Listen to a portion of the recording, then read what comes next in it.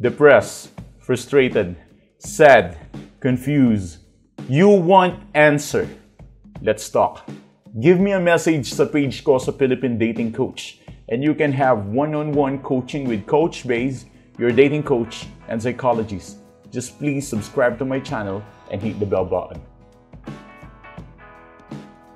Kung mahanap ka ng solusyon upang magsisi siya, tapos at the same time bumalik pa sa'yo, ang kinakailangan mo is mag-reverse muna ng mga bagay-bagay.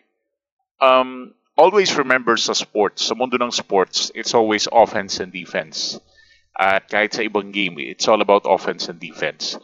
When you experience and encounter the breakup, nasa isang game ka. At ang game nito ay nagre-require ng offense at defense.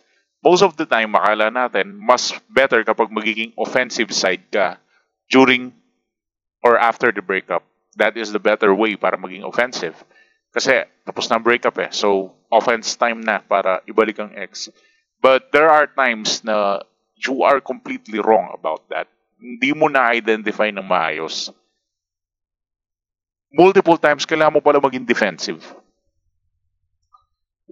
When I say defensive, ito yung times na dinidepensahan mo yung ego mo just to get your ex back. Kasi kung ang tingin mong solusyon is just to go forward, is mag-forward ka at guluhin mo siya at makiusap at mag-chat na namimiss mo na siya or kulitin mo siya, then that is the bad option that you can do. Yun yung pinakamasamang option na pwede mong gawin, na pwedeng sumira sa buong pagkatao mo.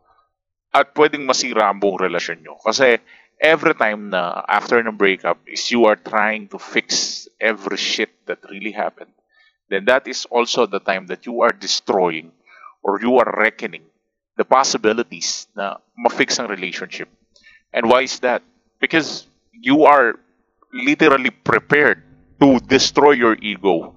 Kasi after ng breakup, kapag hindi ka naging defensive sa ego mo, yun yung time na magiging offensive ang ex mo sa'yo. At dahil yun yung, lagi yung tandaan, may oras ang opensa at may oras ang depensa.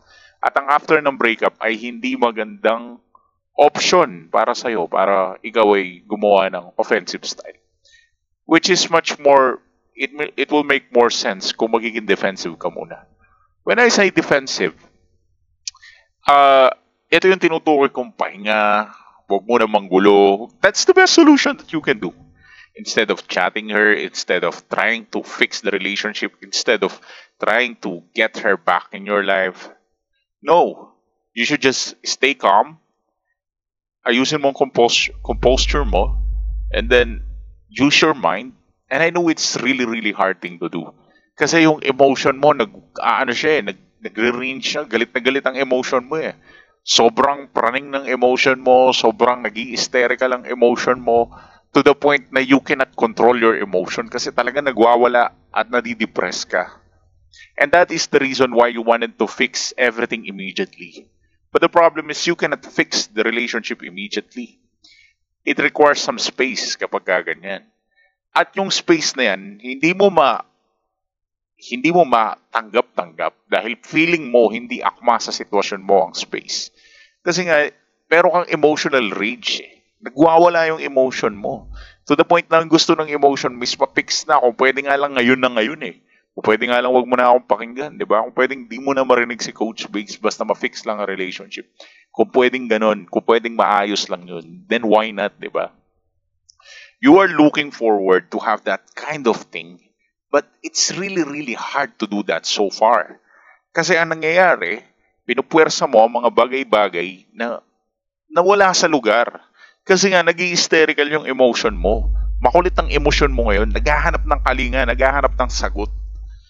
At yun ang pinakakalaban mo. Ang pinakakalaban mo ngayon is yung makulit mong feelings. Na kinakausap ka lagi, kinukulit ka lagi. Alam mo, it's better to ignore it and it's better to endure it. Para itong sa mga may sakit na eczema, di ba? Yung mga may sakit na eczema, ang payo sa lagi ng dermatologist sa kanila, huwag nilang kakamutin kasi lalong lalala. Parang ganun din. Huwag mong kamutin kasi lalong lalala.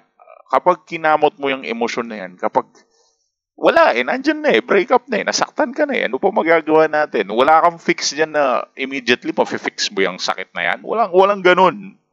Hindi ka makakahanap ng ganong solusyon. Ang solusyon lang dyan, tiisin mo, tiyagain mo. That's it. Tiisin mo, tiyagain mo, hanggang kayanin mo. Huwag kang magpadala sa emotional rage kasi makulit ang emotional rage. Talagang magwawala yan, talagang to the point na sisirain ka niyan. But I advise, chill ka lang. Huwag mong hayaang pangunahan ka ng emotional rage.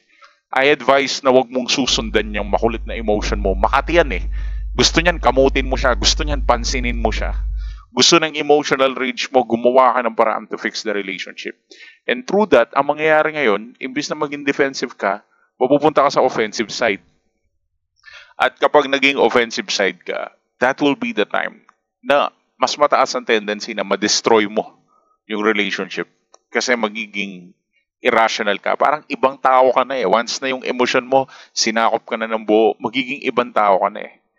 Ibang nilalang ka na nun. So, pag yung emotional rage mo, kinukulit ka na, ginugulo ka na, better to ignore it. Huwag mong kamutin. And believe me, kapag hindi mo sinusunod ang emosyon mo, bukod sa mas magiging disiplinado ka, mas magiging better ang result. Gusto ko maging komportable ka sa part na yun. Pangako ko yan sa'yo.